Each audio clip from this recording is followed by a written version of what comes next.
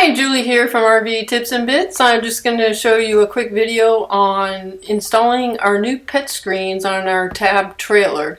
So the screens on the trailer unfortunately do not seal on the sides, and you can actually push them out, and we learned that with our cat a long time ago. So we decided to make our own pet screens, and this video is going to cover exactly what it took to make those and make them secure. You can leave your other screen in there and your shade, no problem. It doesn't impede with those at all. Here's everything that you'll need to start the project.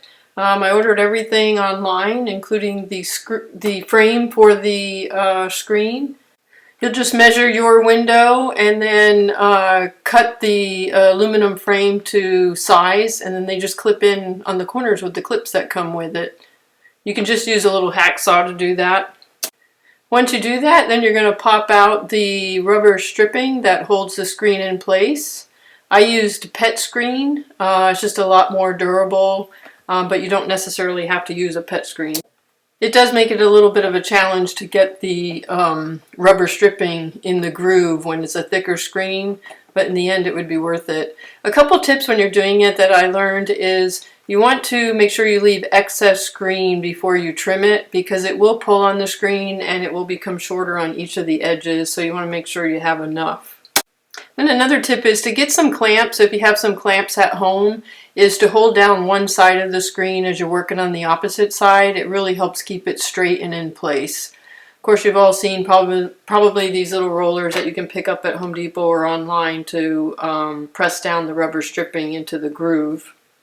You could probably get thinner rubber stripping if you wanted to, but it will fit in there. I got it to go all the way around eventually. Then you'll cut off the excess screen with a little utility knife. Just go real slow. You don't want to gouge the screen. Then you're going to look at the magnets. So what we used was these slider magnets. You can buy them different ways. You can buy these here, or you can buy these solid ones. The solid ones don't have a casing on them, and I will tell you they are fragile. You can definitely use these, just be cautious, that's all. I broke the first set and ended up getting these, which I thought I was going to screw into the frame, but I ended up using the 3M tape instead, which seemed to work pretty well.